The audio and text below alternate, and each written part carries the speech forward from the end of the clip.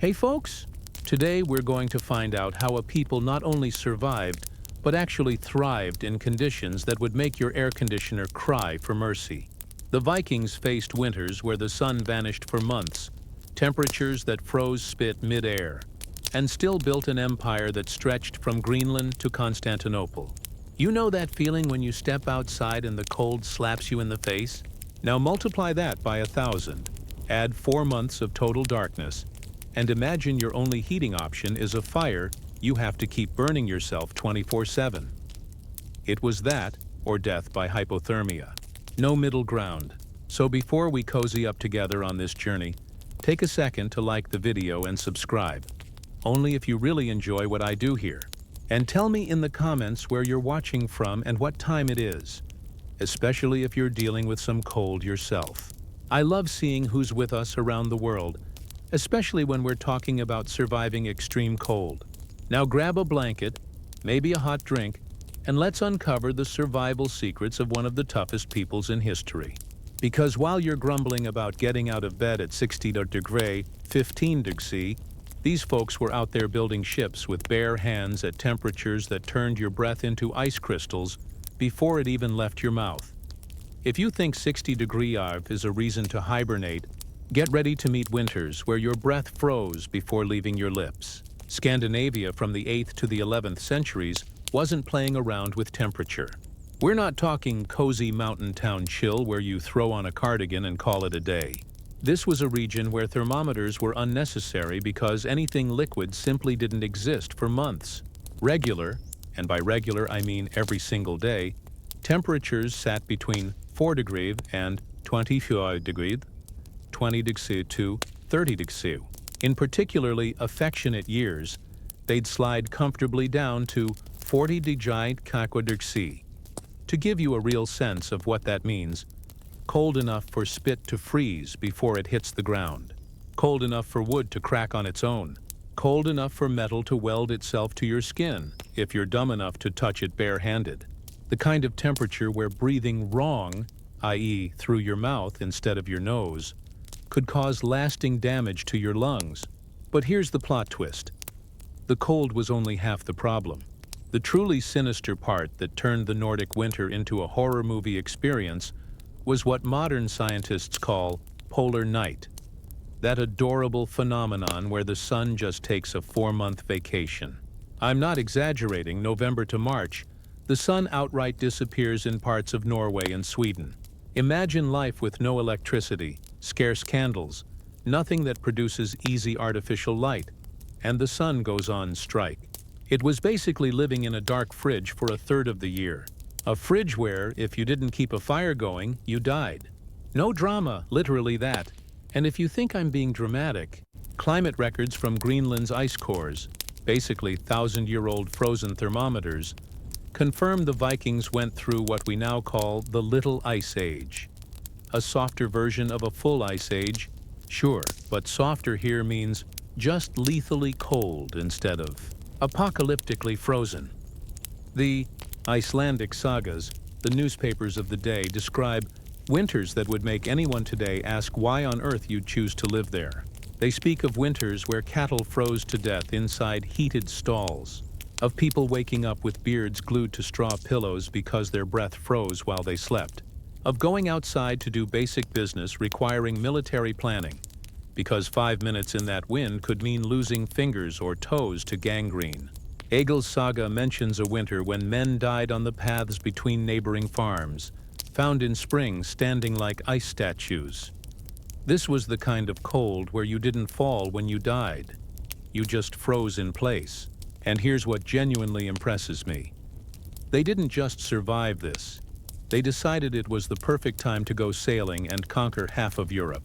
They looked at a frozen hell and thought, you know what this place needs? More adventure. While other peoples hibernated waiting for spring, the Vikings were planning raids in England, settling Iceland and discovering America. Arctic winds came barreling down from the North Pole with nothing to slow them. Not mountains, not dense forests, nothing. Pure wind loaded with ice crystals that sliced skin like microscopic razors. Wind chills easily hit 58 to 76 degrees, 50 to 60 on especially mean days.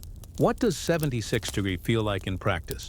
Metal so cold it fuses to skin instantly. Spit freezing before it leaves your mouth. Sweat inside your clothes turning to ice and giving you about 10 minutes before hypothermia starts killing off brain cells. And we're not talking one freak winter that becomes local legend. This was every year for centuries. The default setting of life. What we'd consider a climate catastrophe, they considered a normal Tuesday in December. Snorri Sturluson, the most reliable journalist of the era, writes of lakes freezing solid to the bottom. Not just the surface, but completely. Rivers navigable in summer turned into ice highways for wagon traffic. The Baltic Sea froze so hard entire armies marched across to attack enemies on the far shore. Maybe the most jaw-dropping detail is the duration. Not 3 weeks of brutal cold followed by relief. September cooling off. October already dangerous. November lethally cold. December, January, February absolutely apocalyptic. And March still trying to kill you before spring limped in around April. 7 months a year of conditions that would kill most modern folks in hours. And remember, they had no weather forecast. No idea if a winter would be normal, or one of those years when even polar bears looked for shelter. You wake up one morning in October and think, well, for the next 6 months, our lives depend entirely on not doing anything stupid. Grettir's saga tells of men who went to check the livestock on an apparently normal morning, and were only found in spring, frozen less than a football field from home, caught in a sudden whiteout that turned a 5-minute walk into a death sentence. This was an environment where the difference between living and dying literally came down to how well you tied your bootlaces.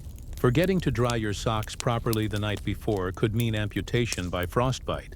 Letting the fire go out at night could wipe out a household by morning. Picture waking up on one of those mornings, peeking through the little wall slit that passes for a window, seeing a world of solid white with wind howling like a haunted soul, and thinking, what a great day to invade England. Because nothing says medieval engineering like turning your home into a Nordic version of a giant duvet. Now that you get the winter was basically frozen hell on earth, here's how these people didn't become human popsicles. Their solution was an architectural work of art that would make modern engineers clap. The Langhus, literally, longhouse. And when they said long, they meant it. These wooden monsters could run 100 to 300 feet, 30 to 90 meters in length. To picture it, longer than 2 basketball courts end to end. The footprint of a modern apartment block, but single-story, built specifically to keep dozens of people alive through months of man-killing cold. Length was just the start of the genius. The whole structure functioned like a primitive central heating system, more efficient than a lot of modern setups. In the exact middle, a fire burned 24/7 all winter. Not a cute living room fireplace for roasting marshmallows, an industrial-sized blaze as big as a dining table, keeping up to 50 people alive at once. That central fire was literally life or death. It had to be fed constantly in militarily organized shifts. Families took turns to make sure someone was always awake, keeping it alive. If that fire died overnight, people could start dying of hypothermia in hours. Think caring for a baby, one that kills everyone if you neglect it. The walls were a masterclass in insulation that would make modern builders jealous. Not, let's nail some boards and hope. A layered system that worked like an astronaut suit shaped like a house. The frame, thick oak or Nordic pine, cut and joined so precisely many joints didn't even need nails. They knew wood properties better than most modern carpenters, exactly which timber to use where for strength and insulation. Over the frame, a brilliant mix of clay, animal dung, and straw, nature's spray foam. Before you wrinkle your nose, remember, survival. Dried dung mixed with clay hardens like concrete while keeping superb insulating properties. The outermost layer, sod, blocks of turf compacted into a thermal barrier that's practically impenetrable. Sod is so good some eco-builders still use it today. The end result? Living inside a 100-foot winter coat. This engineering produced temperature deltas that feel like cheating physics. Outside, 40 degrees. Inside the longhouse, 59, 68 degrees. a 15 to 20 degree. A 100 degree worth, 60 degree swing maintained with wood, mud, and smart planning. The interior layout followed thermal logic, applied science even if they didn't call it that. The house was divided into strategic thermal zones, each serving a specific role in the system. Down low, literally lower like a raised basement, lived the animals. Cows, pigs, goats, sheep, all packed into a zone that acted as the boiler for the whole system. Not animal cruelty, thermal engineering genius. A cow pumps out about 1,500 watts of body heat constantly. A dairy cow even more. Multiply by 20 or 30 animals, and you've got a heating plant outclassing a bank of modern radiators. And these radiators also produced milk, meat, and wool. Roi with hooves. That animal heat rose, basic physics, warming the human floor above. Radiant flooring powered by bovines, not electricity. Better than many modern systems because it was constant 24/7. Humans slept on raised wooden platforms, mezzanine style, to catch heat rising from beasts and fire. Piled thick with hides, bear, wolf, elk, seal, anything furry that could be hunted and turned into blankets. Privacy? Cute concept the cold didn't allow. Everyone together, families, friends, hangers-on, travelers, crammed under mountains of furs like one giant furry slug. 4-month compulsory pajama party where everything smelled like smoke and sweat. Ventilation is where the genius really shines. They cut strategic roof vents so smoke escaped without dumping the heat. A delicate balance. Too open and you lose warmth. Too closed and everyone dies of carbon monoxide. Their fix: primitive chimneys. Roof openings partially covered with movable wooden slats, letting them dial in airflow. Simple but effective physics. Hot air carries smoke up. Cold air stays out. They created controlled air currents that kept the place breathable without turning it into a fridge. The fire wasn't just for heat. It was the multi-tool heart of survival. Cooking for dozens. Drying wet clothes. Critical because wet clothes in a Nordic winter aren't an inconvenience. They're a death sentence. It melted snow for drinking water. Heated metal for tool repair. Boiled herbs for medicine. Kept cauldrons of rendered animal fat for waterproofing clothing and gear.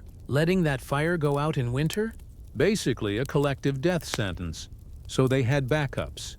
Embers stored in special containers to relight fast. Think emergency generator, but made of smoldering wood. Fueling a 24/7 blaze for 4 months takes project management that would make a Gantt chart nerd sweat. All summer and fall, entire families cut, dried, and stacked mountains of wood. Apocalypse prep, every single year. They calculated not just quantity but wood types.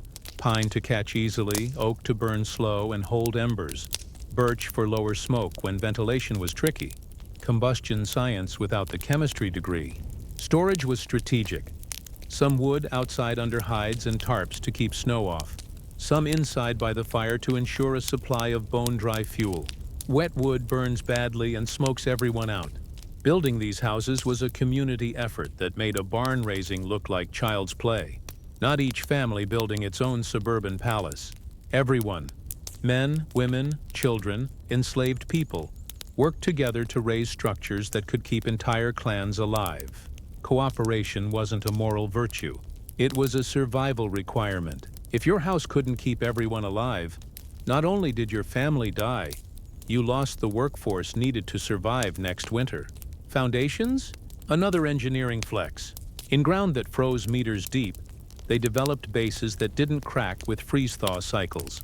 Big stones for footing, wood for cushioning, drainage systems so pooled water wouldn't freeze and wreck everything.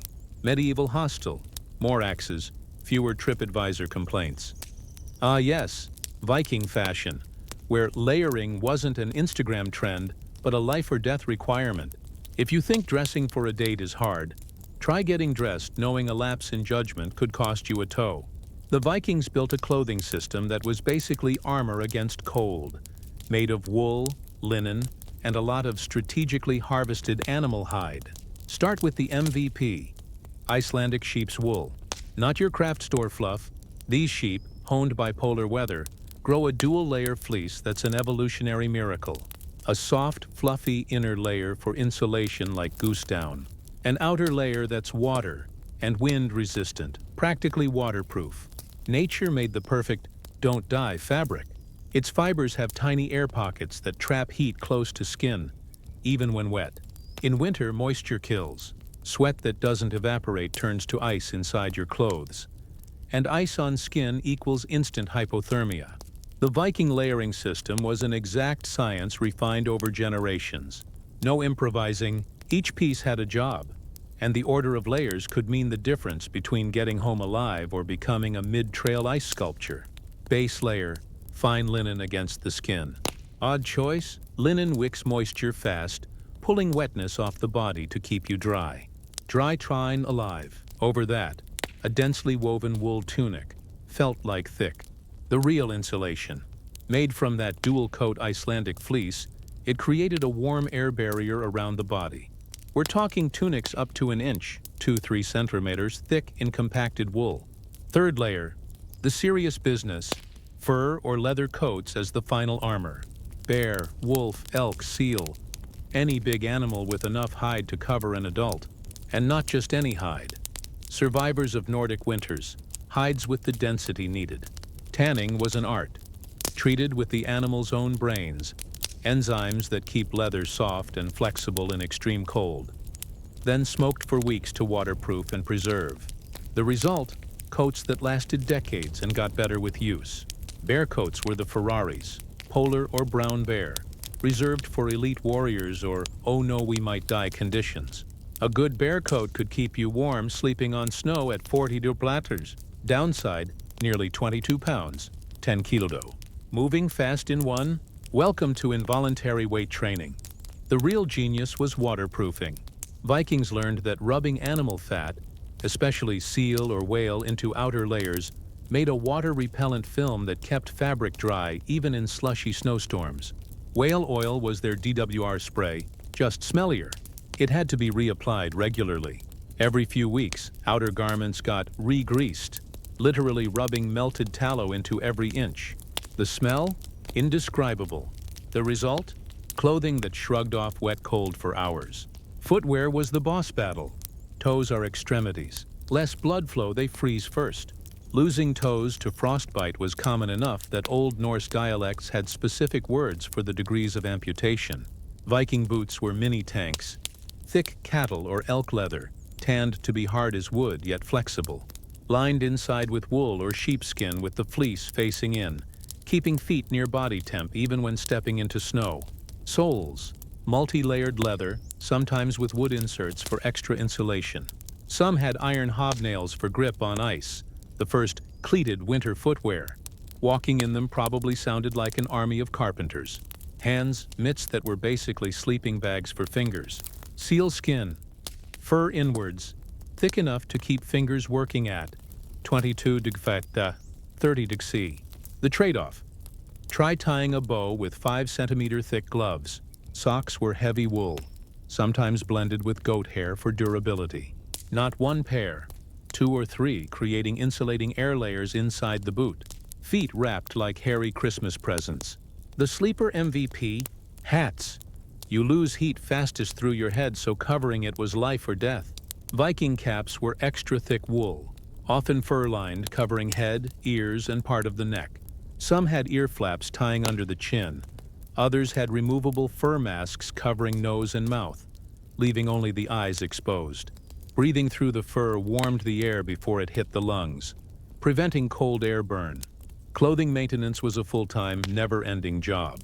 Wet wool in extreme cold can kill, so they had elaborate drying and repair stations near the central fire. Drying was delicate. Too close and fabric scorched and cracked. Too far and it never fully dried, leaving moisture that turned to ice. Adjustable drying racks let them fine-tune the distance. Laundry in a Viking winter made modern chores look like spa day. First, melt snow in huge cauldrons. Hours of work because snow is mostly air. Then use wood ash as primitive soap. Ash contains potassium that acts like a natural detergent. Everything had to be timed. Quick washes in nearly boiling water, rapid rinse, immediate drying by the fire. Colors weren't just aesthetic. Dark tones, brown, black, moss green, absorbed what little solar heat there was. Red and yellow from natural dyes improved visibility in whiteouts. Being seen could mean rescue instead of dying lost in a blizzard. Diecraft was its own science. Red from madder root or imported cochineal, yellow from tansy or birch bark, blue from woad hardy enough to grow up north. Each color demanded weeks-long extraction and fixing processes. Modern fashionistas gripe about repeating outfits. Vikings wore the same kit for months and still looked epic. Case in point, turning rotten fish into a life-saving delicacy. If you think cooking is hard when the fridge is empty, imagine feeding 50 people for 4 months using only what you preserved in summer. No supermarkets, no delivery, nothing you didn't plan and prep months in advance. The Vikings turned food preservation into a survival science that would make chefs and hardcore preppers weep with envy. The challenge wasn't just having enough food. It had to be food that wouldn't kill anyone after months in storage, that delivered enough nutrients to keep people healthy through the most brutal winter on Earth. And that could be prepared over a wood fire in a house with no kitchen. Basically, apocalypse meal prep. Technique number 1, smoking. They built smokehouses. Think low and slow saunas for fish and meat running for weeks. Cod, salmon, herring, elk, deer, pork, even whale when they landed one. Hung over smoldering fires made from specific woods for up to a month. The wood mattered. Birch for mild flavor and long preservation. Oak for heavy smoke that penetrates deep. Alder for delicate fish. Different smokes had different chemical properties that affected both flavor and shelf life. Combustion chemistry without the textbook. The star result: stockfish, dried cod that literally lasts for years. Proper stockfish hardens like lumber, but when rehydrated in hot water, it comes back close to fresh. Crucially, it kept most of its nutrients. It's the Nordic jerky of the sea that can sustain someone for weeks. Meat got an even more elaborate treatment. First packed in coarse sea salt for days to draw out moisture, then into the smokehouse for dense, continuous smoke. The final product looked like dark wood, but simmer it into a stew and you've got nutritious, tasty calories. Fermentation was where they truly shone. Centuries before anyone knew what bacteria were. Icelandic skyr still exists today. A fermented dairy with more protein than Greek yogurt, and months of shelf life. Cow or goat milk was inoculated with cultures passed down like heirlooms. The process was almost ritual. Heat milk to near boiling, cool to body temperature, add a starter from the last batch, ferment in special wooden vessels kept consistently warm by the fire. Days later, tangy, protein-rich food where acidity kept bad microbes at bay. The pièce de résistance, hakarl, fermented Greenland shark that is technically rotten, but in a controlled, safe way. Greenland sharks are naturally toxic. The Vikings developed a process that neutralized toxins and delivered dense nutrition. Step 1, bury the shark in beach sand for 4 months to let specific bacteria break down toxins. Step 2, dig it up and air dry it for another 4 months. The result? Ammonia reek that would make most people gag, but packed with protein, fats, and vitamins that could keep a Viking going for weeks. No, hakarl wasn't gourmet. It was emergency ration and medicine, often the difference between malnutrition and making it to spring. Sometimes survival means culinary sacrifices that make TV cooking challenges look childish. Storage was a military operation chewing up most of summer and fall. They built underground caches, natural refrigerators, using the Earth's stable subsurface temperature to keep preserved food cool without freezing it to ruinous ice. Salting techniques were precise. Salt was precious and had to be used with math. Too little and food spoiled. Too much and it became inedible. They knew the exact ratios by food type. Fatty fish needed more than lean. Game required different treatment than domestic meat. Grains, rye, barley, oats, had to be dried to specific moisture levels, stored in pitch-sealed wooden containers, protected from rodents and insects. They even roasted some grains to improve digestibility and shelf life. Viking hardtack, rock-hard biscuits of ground grain, water, and salt, was the medieval MRE. Baked to a brick, it kept for years. Rehydrate in soup or gnaw it dry in a pinch. Not delicious, but reliable calories. Cooking in winter became culinary creativity with limited resources. A cauldron simmered constantly. Bits of dried meat, stockfish, grains, salt-preserved veggies added over time, producing thick stews that were the staple diet. Hot, nutritious, every calorie squeezed dry. Alcohol wasn't a luxury. It was nutrition and medicine. Mead, fermented honey, delivered quick calories and vitamins. Beer from malted grains supplied B vitamins, staving off scurvy and more. Alcohol also disinfected and preserved. Mead making was art and science. Honey dissolved in warm water, fermented with wild yeasts from fruit skins or a prior batch. Spices or local herbs for flavor and medicinal kick. Months later, a drink that lasted for years and improved with age. Viking beer was denser and less refined than modern brews, often honey-boosted for more alcohol and calories. Drunk at breakfast, lunch, and dinner, because it was safer than water and nutritionally helpful. Kids had weaker versions. Elders sometimes had stronger as medicine. Preserved vegetables were vital. Fermented cabbage, proto-sauerkraut, supplied vitamin C. Onions and garlic dried in salt retained antibacterial properties. Root veg like turnips and carrots were stored in damp sand in cold cellars, staying crisp for months. Vegetable fermentation mirrored skyr. Shred, salt, press to draw out liquid, ferment airtight. Lactic acid bacteria lowered pH, preserving and enhancing nutrition. Sour, but life-saving. Animal fat was liquid gold. Pork lard, beef tallow, whale oil when available. Carefully rendered, filtered, and stored. Dense calories for warmth, used for cooking, preserving other foods, even treating burns and wounds. Rendering was meticulous. Slow melt to separate impurities. Strain through clean cloth. Jar airtight. Rancid fat could poison, so they had visual and smell tests to reject bad batches. Apocalypse meal prep that worked every single year.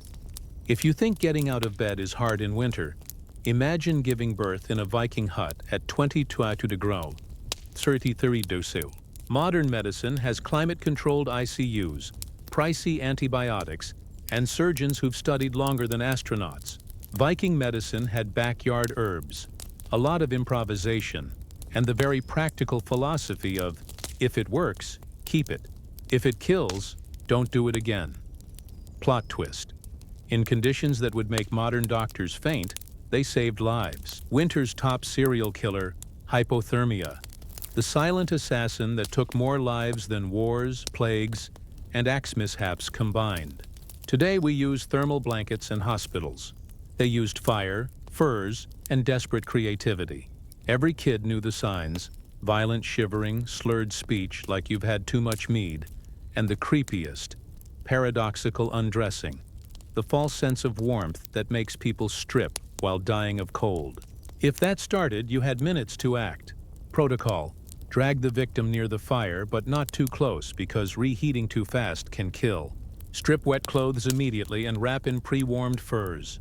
The most effective technique was also the most intimate: shared body heat. Put the person naked between two others under heavy furs. No romance, no jokes, just lending body heat to keep someone breathing. Frostbite was routine. They didn't use modern terms but recognized stages: painful digits, blackened tissue, or losing the whole limb. Treatment was surprisingly correct. Warm slowly in lukewarm water, never hot. Protect with animal fat compresses to stabilize circulation. When there was no saving it, they removed dead tissue with heated blades. Brutal surgery, sometimes the only option. Cold burns were sneaky. Frozen metal stuck to skin like a branding iron. Dry snow burned like acid. And inhaling ultra-cold air damaged lungs. Their go-to, warmed honey. Natural antibiotic, sped healing, formed a protective barrier better than many modern dressings. Honey was so precious that stealing the medicinal stash could get you expelled. An indirect death sentence. Respiratory issues were common. Bronchitis, pneumonia, coughs that killed kids and elders. The fix: herbal steam inhalation. Boil water with willow bark, natural analgesic. meadow sweet, anti-inflammatory, thyme, plant antibiotic, and pine needles, expectorant. Patient under furs over the pot, breathing steam multiple times daily. They didn't know the chemistry, they knew it worked. Wounds in winter were infection magnets. Enter the salve that sounds like witchcraft but had logic. Honey, crushed garlic, animal fat, and moss. Garlic fights bacteria. Certain mosses have antiseptic compounds. The mixture sealed the skin. Magic to them, proto-antibiotic to us. Hygiene posed a philosophical problem. How to stay clean when water freezes in minutes, and stripping down is almost suicidal. Solution: snow baths. Vigorously rub the body with clean snow. Works as exfoliant and bacteria killer. Then sprint to the fire. Painful, effective. They also built heated bathhouses, and in Iceland enjoyed hot springs. Throw water on red-hot stones, get steam that opens pores, cleans skin, boosts circulation. Heat session followed by snow shock toughened the body. Preventive medicine and group therapy in one. Winter childbirth required battle logistics. No hospital, no anesthesia, no doctor. Any complication could be fatal. The warmest corner became the birthing room. Clean cloths ready, water always boiling, veteran midwives in charge. Herbs helped. Raspberry leaf for contractions. Motherwort for anxiety. Gentle infusions for pain. Newborns were treated like treasure. Constant skin to skin, swaddled in soft furs. Never exposed to wind. Breast milk was absolute priority. Warriors could wait. Nursing mothers got extra rations. No milk, no future. Other women nursed in emergencies. Elders were protected too. They slept in the warmest spots, got extra clothing and guaranteed food. Not just respect, they were the living library of medical knowledge. Losing an elder in winter was like losing a whole survival manual. Bottom line, Viking medicine was ruthlessly pragmatic. If it worked, keep it. If not, drop it before it kills someone. Results-driven medicine tested in the harshest lab imaginable. Dr. House with furs instead of MRIs. Because standing around in the cold wasn't an option when your survival depended on having the best axes in town. Working from home with the heat on is a modern logistical feat. Now imagine running an industrial operation when the world turns into one giant freezer, and slacking off means collective death for lack of equipment. The Vikings turned winter months into an intensive production season that would make any modern workaholic beg for a break. Winter work philosophy. Either you produce what you need to survive, or you die. No home office, no sick leave, no, I'll do it when the cold passes. A brutal schedule kept everyone busy 12 hours a day for 4 months. Because idle hands in extreme cold are hands that freeze and stop working forever. The forge was the beating heart. Workshop, factory, and heating center rolled into one. Keeping a forge running at 22 degrees, 30 Celsius, took more engineering than launching a rocket. The fire had to be hot enough to work metal, yet controlled so you didn't waste fuel more precious than gold. Working iron in that cold demanded perfect timing. Metal chills rapidly in sub-zero air, so every hammer blow had to count. They developed staged heating, keeping pieces at different temperatures to maximize working time. Pressure cooker cooking, but with axes and swords. Tool production followed survival logic. First make what keeps everyone alive, then what keeps everyone working, then what can be traded or sold in spring. Axes for firewood beat swords for war. Kitchen knives before jewelry to impress the neighbors. Every tool had to last not just this winter, but many more. No janky fixes that snap in the first blizzard. Their tempering and forging techniques produced tools sturdier than a lot of modern mass-market junk. In the Arctic, a broken tool can kill you. Maintenance was an obsession that would make F1 pit crews look laid back. Axes sharpened daily, knives polished and oiled. Metal checked for hairline cracks that could become fatal fractures. A blade breaking while you're splitting logs at 40 degrees may mean no heat until spring. Textiles in winter were mass production rivaling factories. Viking women, and men too, because cold has no gender, spent hours spinning wool, weaving cloth, sewing garments for the next winter. Medieval fast fashion where each piece took weeks and had to last years.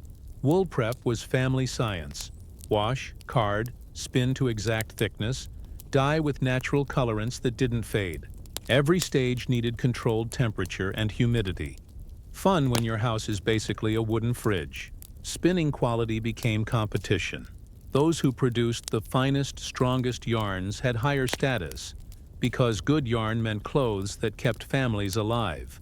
A medieval beauty pageant where the prize wasn't a crown, it was not freezing to death. Boat building and repair filled the winter calendar. Viking ships weren't just transport. They were the tech that enabled raids, trade, exploration, and escape. Keeping them seaworthy was life or death when spring came. Woodworking in the cold needed tricks modern carpenters never think about. Frozen wood is brittle like glass, so you warmed it gradually before cutting or shaping. Natural glues from resins and animal blood behave differently at low temps. Extreme carpentry that makes IKEA look like kindergarten crafts. Building a drakkar over winter took months, from kids hauling nails to master shipwrights carving details that meant the difference between surviving a North Sea storm or not. Every plank cut, shaped and fitted with zero tolerance for error. Caulking, the waterproofing between planks, needed cold-friendly materials. Pitch, animal fat, and plant fibers formed a flexible seal that didn't crack as wood expanded and contracted. Watertight for years in conditions that shred modern products. Weapon making followed the same, if it fails, you die logic. Viking swords used metallurgy that kept blades flexible yet tough in deep cold. Hard cutting without shattering. Materials engineering without the lab coat. A sword took weeks. Fold and refold iron to create layered flexibility. Add high-carbon steel at the edges for hardness. Balance the hilt for use with thick winter gloves. Custom builds tuned to the owner. Spears, war axes, fighting knives. Everything had to work when your hands were half numb and your life hung on a single motion. They stress-tested in real cold, simulating combat to make sure gear performed when it mattered. Workdays ran like the military to avoid wasted energy and fuel. Mornings for heavy labor when bodies were warmer. Afternoons for fine motor tasks. Nights for planning and repairs by the fire.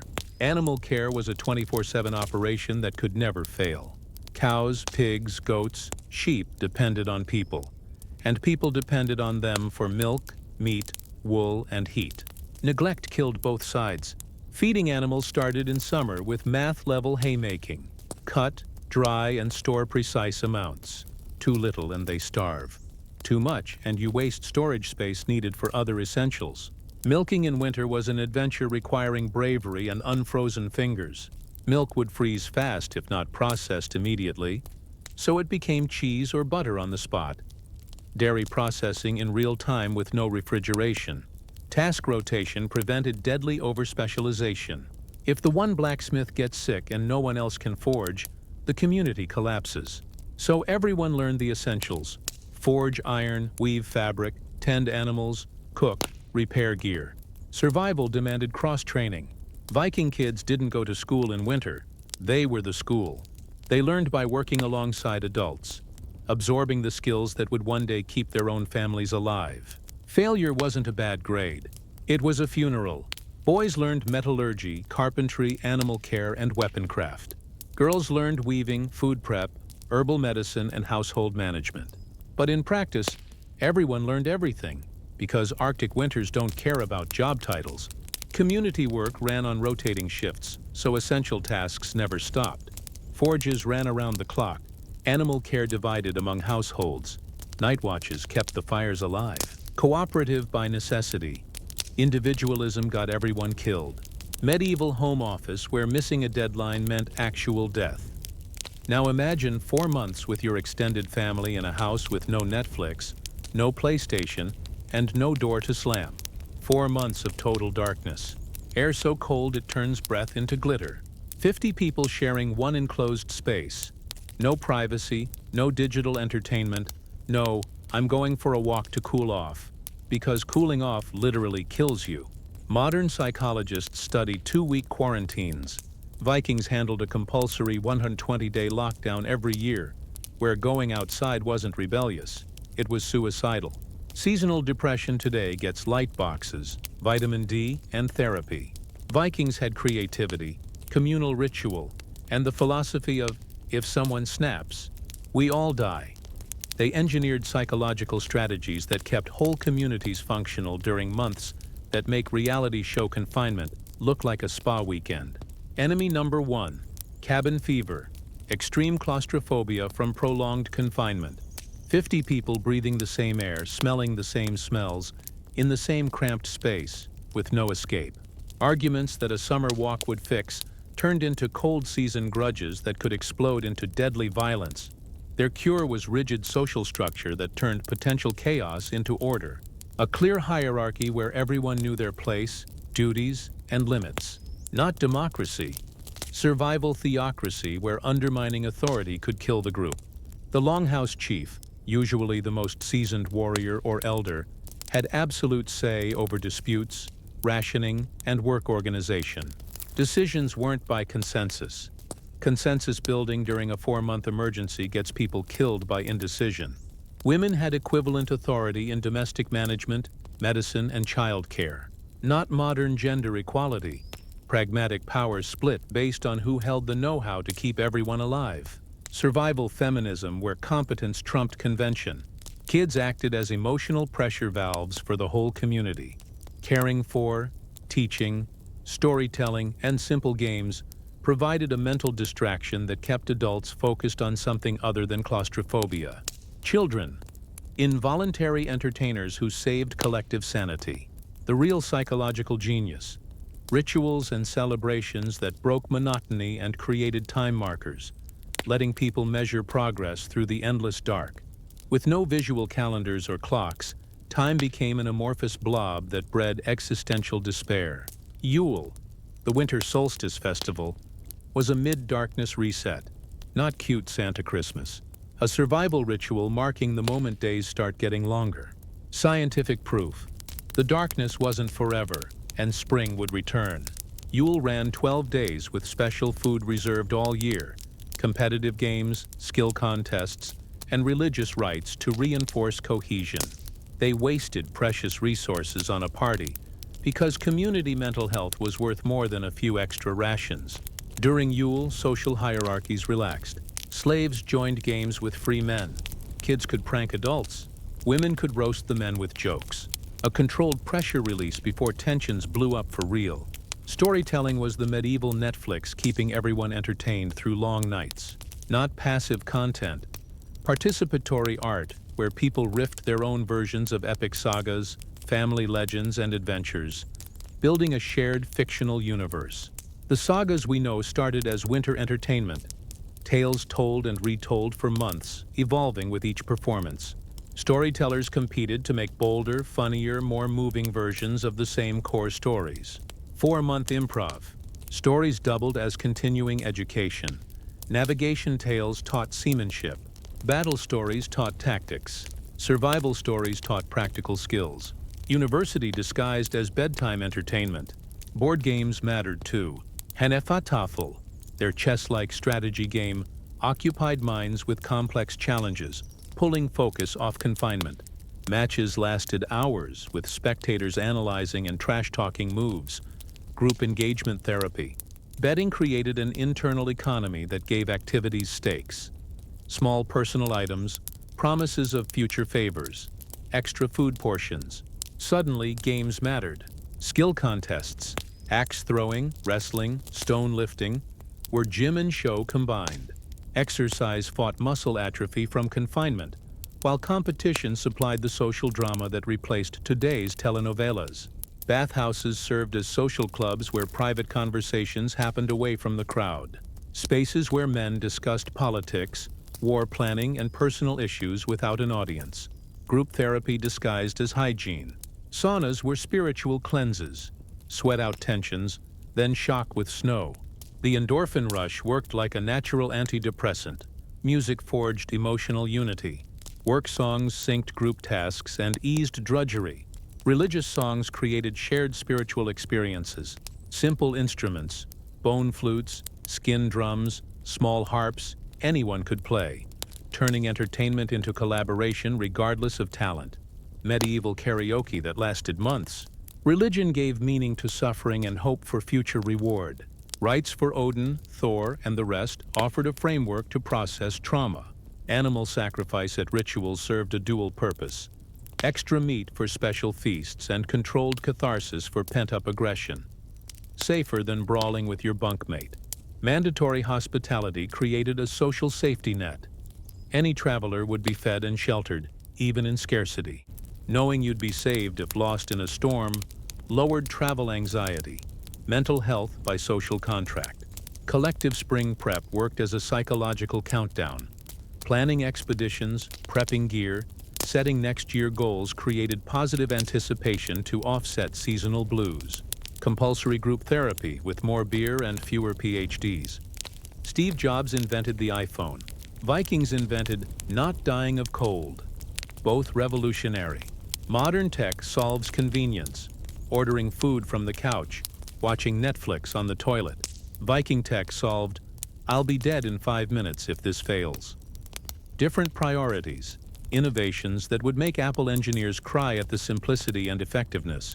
While we debate battery life, Vikings built tools that had to work perfectly for months in conditions that would shred modern electronics.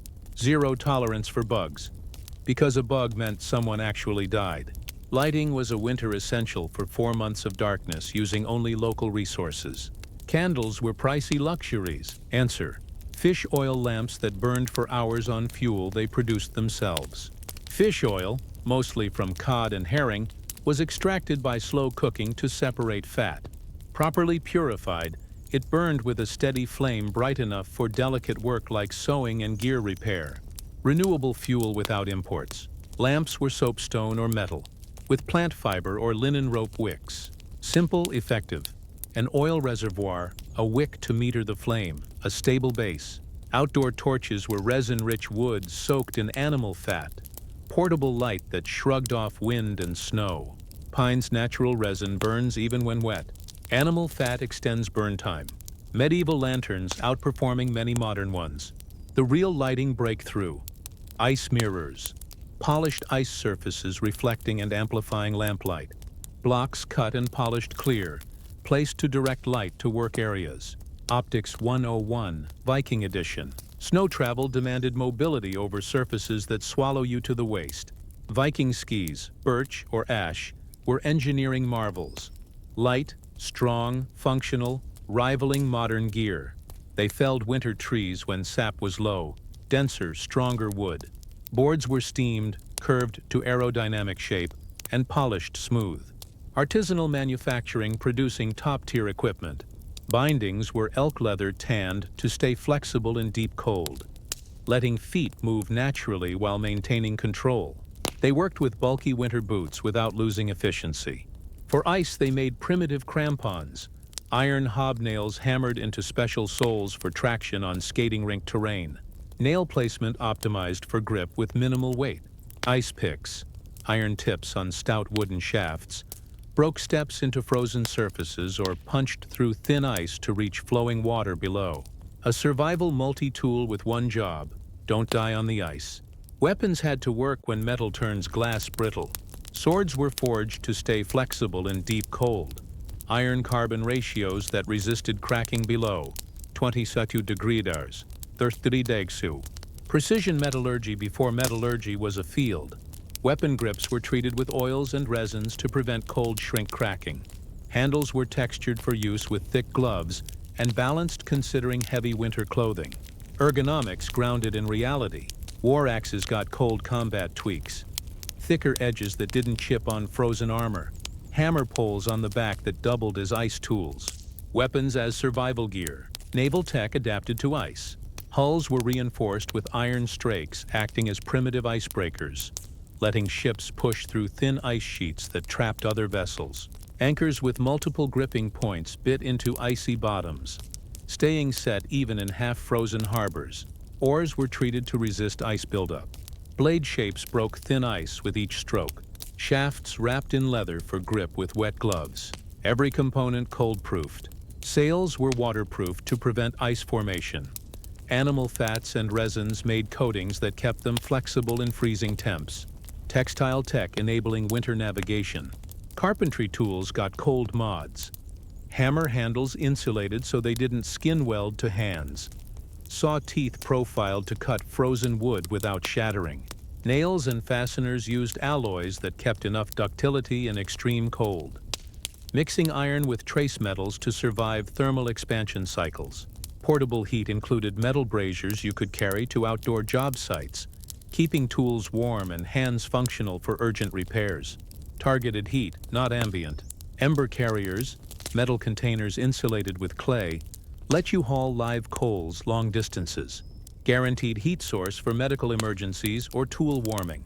Medieval power bank, wood-fueled. Technical clothing had adjustable vents for precise temperature control during hard work. Open when sweating, close before you chill. North Face, 1,000 years early. Gloves came specialized. Thin for delicate tasks, thick for maximum protection. Mittens when dexterity could be sacrificed. A modular system for quick switching. Footwear was modular too. Interchangeable soles. Smooth for normal walking. Studded for ice. Snowshoe attachments for drifts. One boot, many terrains. Viking metalworkers even developed cold-capable welds. Joints that stayed strong and flexible through months of thermal abuse. Snow goggles, wooden slats with narrow horizontal slits, prevented snow blindness from sun glare on snow. Reduced light without killing visibility. Saving sight for thousands. No updates required. Navigation tools included sunstones, crystals that reveal the sun's position through polarization, even under overcast skies.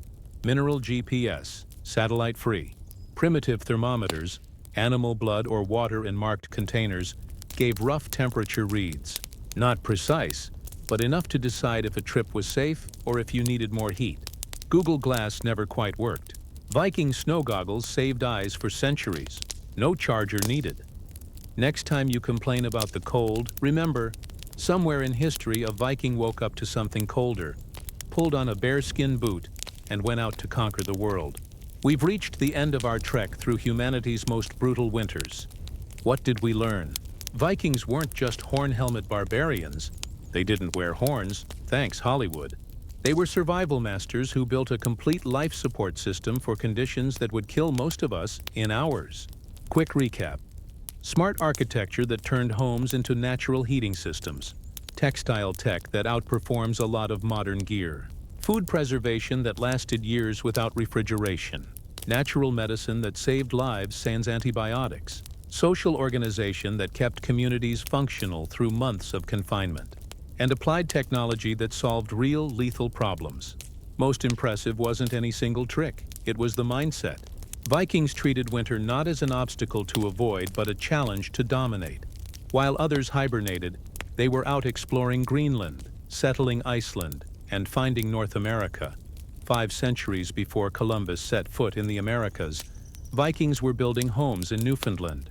That turn problems into opportunities mentality made a people who saw storms as ideal navigation training, hunger as motivation to invent better preservation, isolation as time to perfect craftsmanship and spin stories that became classics.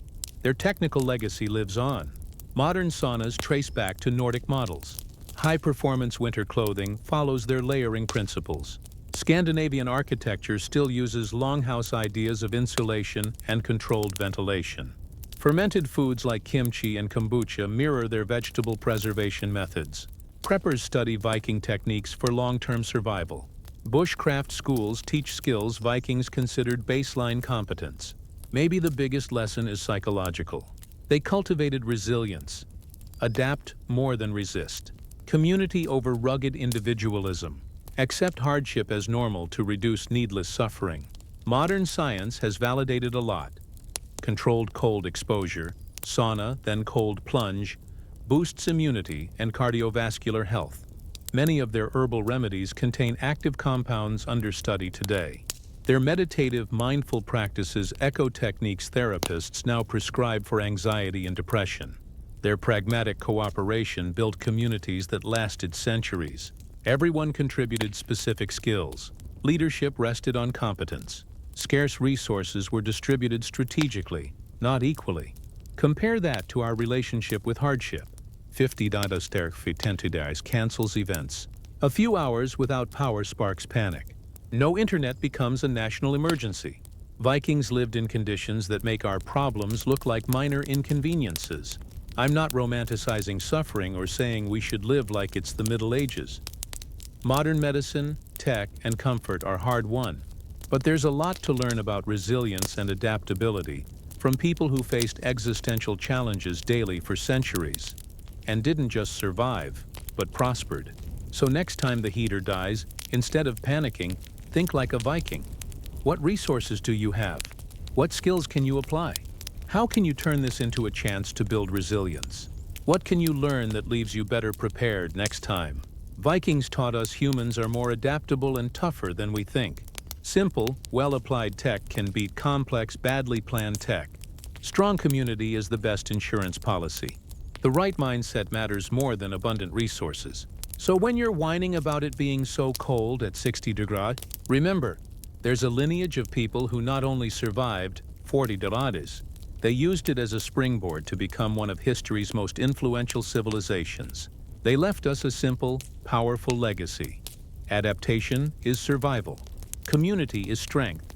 And any challenge can be overcome if you're willing to learn, work, and refuse to quit when things get hard.